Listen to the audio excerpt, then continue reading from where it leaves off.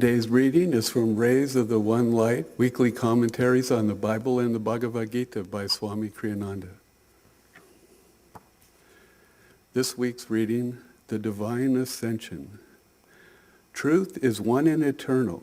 Realize oneness with it in your deathless self within.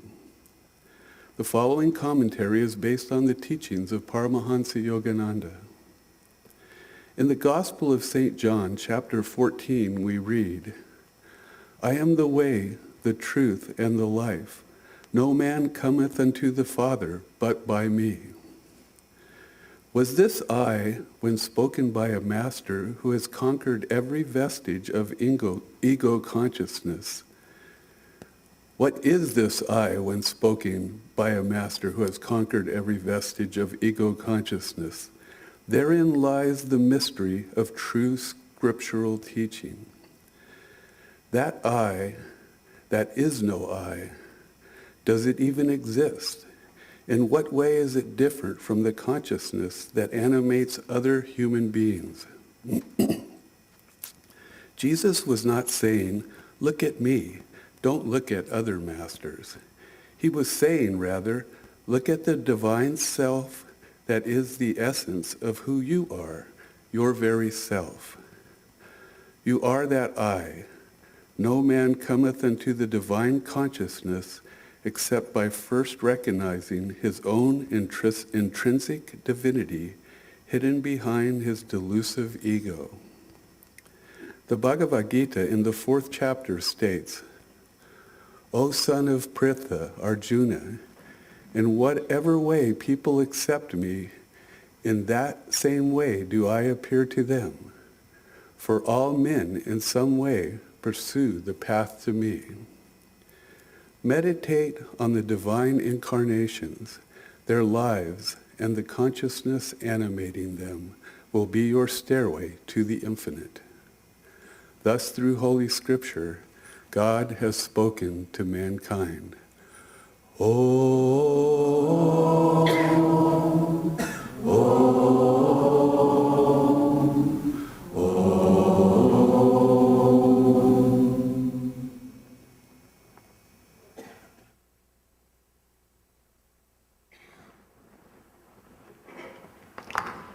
Good morning. I'd like to start off a little differently this morning and have Lajana read the Whispers from Eternity first. Prayer demand, make me anything, a Christian or a Hindu, anything to realize thee. Let me be Christian, Jew, Hindu, Buddhist, Mohammedan, or Sufi. I care not what be my religion, race, creed, or color, if only I can win my way to thee. But let me be none of these, if that identity enmeshes me in an enclosing net of religious or social formalities. Let me travel the royal high road of realization which leads to thee. If I am traveling on some bypath of religion, lead me onto the one common highway of realization which leads straight to thee. Send me the sunshine of thy wisdom, that it lead me to the morning of my growing powers, and send me the moon of thy mercy to guide me rightly, if ever I am lost in the dark night of sorrow. Thank you. Thought that was so perfect. A perfect combination with the reading this morning. I'm having a real hard time giving up Christmas and giving up all the music, and here we still have the stage, and I expect to see those angels coming up any minute. Who knows, maybe they will. We had such a lovely Christmas here, two pageants, and but I'll get into that. Let me start with a fun story, taking this story from a minister at Ananda Village, Gyandev. He said one of his first jobs in San Francisco was working for an electronics company, and he was given a position where he had to do a lot of deliveries, and so he was on the road a lot and driving a a truck. And he wasn't sure what was happening, but every time he got to a stoplight, he would get a lot of attention from the person next to him. And mostly they were going like this. I mean, it happened over and over, like, yeah, man, good. And he didn't know what they were responding to. He hadn't taken a close look at the truck he was driving. So finally he had to figure out this great mystery. And so he walked around the truck and he saw that someone had put a bumper sticker on it that said, "One way." And he realized that all of these Christian folks were going, yes, yes, our way. And it's the only way. It's the good way. It's the one way. And that's why he was getting all that attention. And this is what we're asked to reflect on. What really is being said in this passage, I am the way? Well, as Suridas read to us this morning, the way is the inner way. The way is the I of the superconsciousness, the I of Christ consciousness, the I that we can become. And that way is pointed to in all religions, in all faiths. It's all the same. We're going in the same direction with lots of different rituals and ceremonies and prayers to accompany us. It's quite wonderful. There's just a lot of ways to get to God, and we have choices. And the story of Christmas, you know, this year it was so particularly vivid because we had the wonderful pageants and the costumes, and those angels, you know, they're here every Sunday, actually. We don't get to see them in the form of Bhakti and Leslie, but they're here, ever graceful, ever radiant.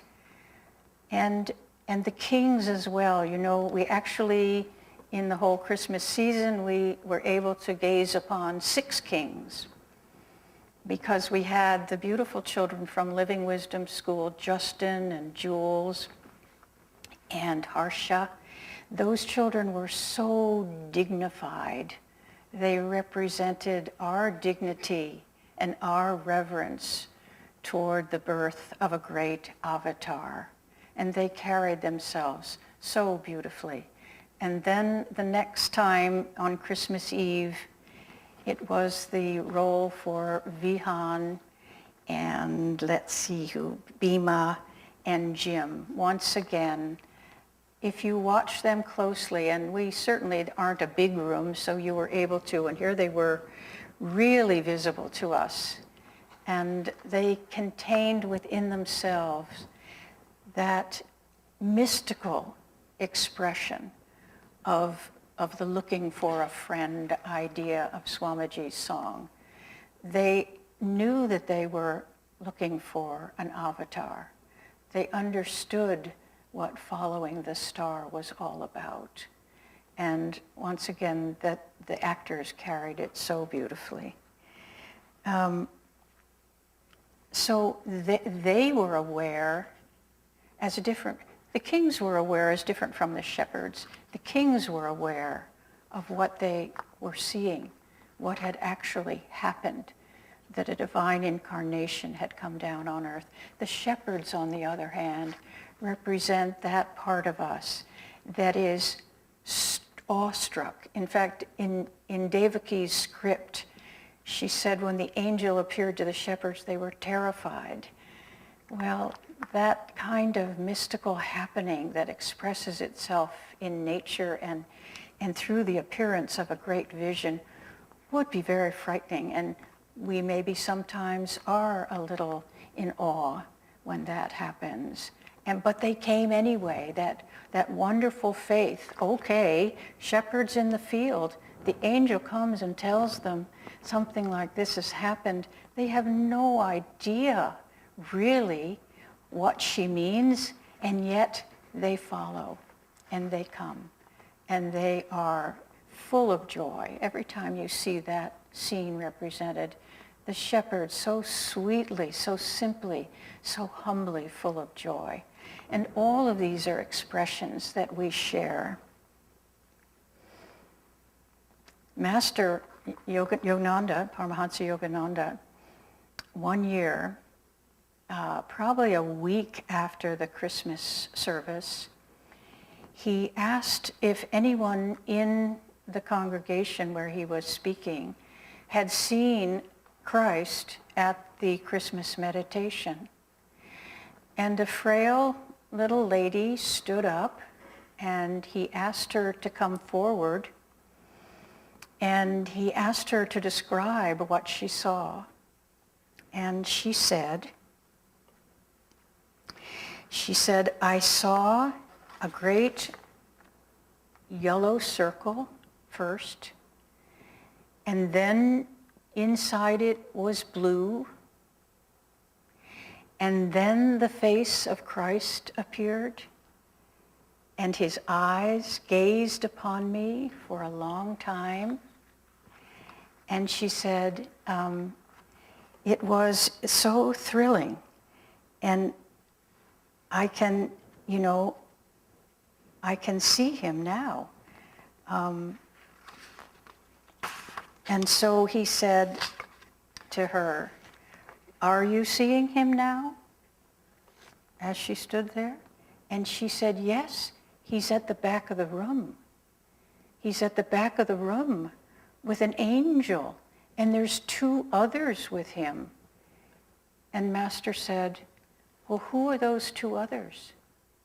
And she said, "I don't know. I can only keep my eyes on Christ." And he said, "They're Yukteswar and Lahiri." I mean, isn't that something? Isn't that wonderful? There they were, gathered once again. They may well be here. So seeing the unseen, this is part of what this journey is all about. Trusting and having faith in our ability to see and hear the unseen, the unheard, the silent voice of God. And this is the way. This is the way. In many different forms, it is the way. And God comes to us as we perceive him. It's wonderful to tune in to children in this way, to see how they think about the world and the goodness in the world and those lovely qualities that the kings and the shepherds carry. There's a story of a child who was asked how she knew that her sister loved her. How did she know that? And she said, "I know my sister loves me. She always gives me her clothes, and then she has to go out and buy new ones."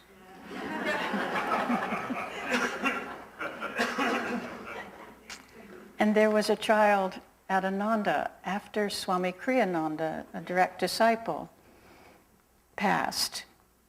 His mother asked him what he would say about Swamiji, how he would describe Swamiji. And he said, he always did things that were bigger than himself. Wonderful. That's God's IQ.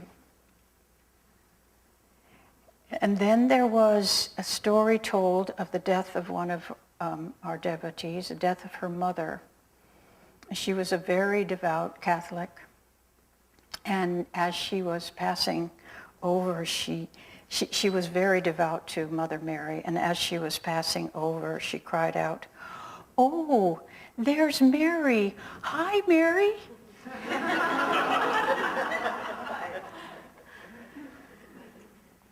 So we must understand that we are watched, we are protected, we are loved, we are held by God in every moment. Anything is possible. Anything is possible. We must never allow the karma that's coming to us to block our view of these possibilities.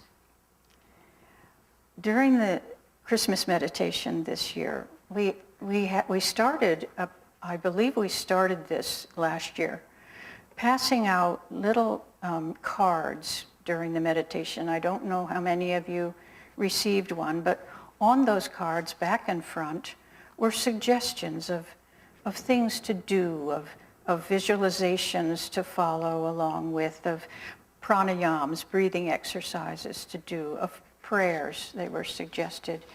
And on the one that I received that morning, there was the suggestion that we pick one of the masters, one of the great ones, and conceive of a conversation, sort of imagine and evoke having a conversation. Well, I thought, oh, this is wonderful.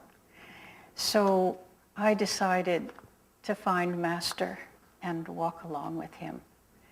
And it was a thrilling experience. I can still feel him close to me today. And I spent probably an hour, and he held my hand, and I tried to get out of it because I didn't think it was right, but he held on to it.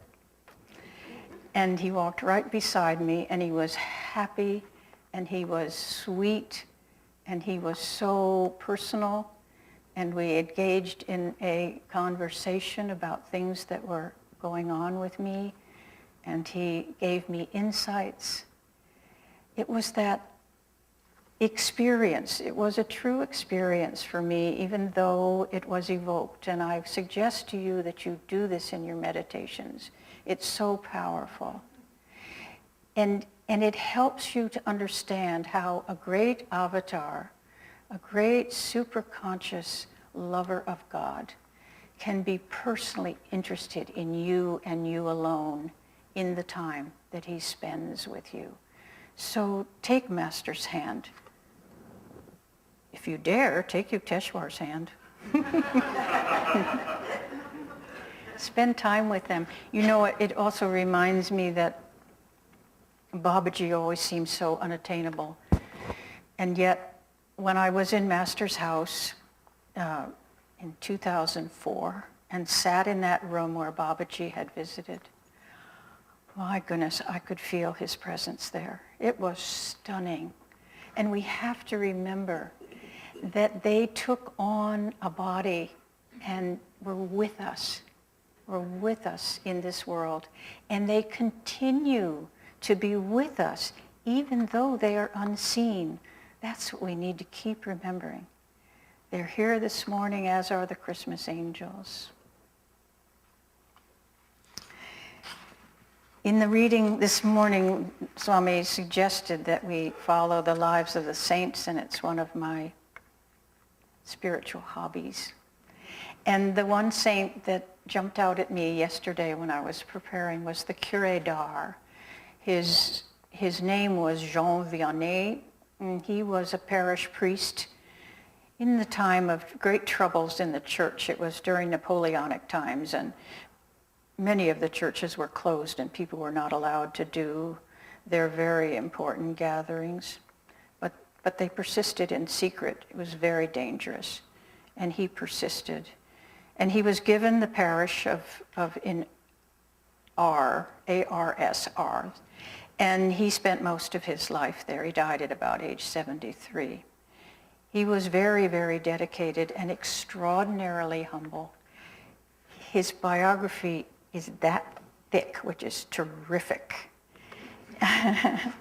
And if you want the recommendation, I can't think of the author's name right now, but if you want that recommendation, I'll be happy to give it to you. Because you get to spend time with such a lover of God. He was the one that said, if you knew how much God loved you, you would die for joy. And so I want to read his Jesus prayer. I love you, O my God, and my only desire is to love you until the last breath of my life. I love you, O my infinitely lovable God, and I would rather die loving you than live without loving you. I love you, Lord, and the only grace I asked is to love you eternally. My God, if my tongue cannot say in every moment that I love you, I want my heart to repeat it to you as often as I draw breath.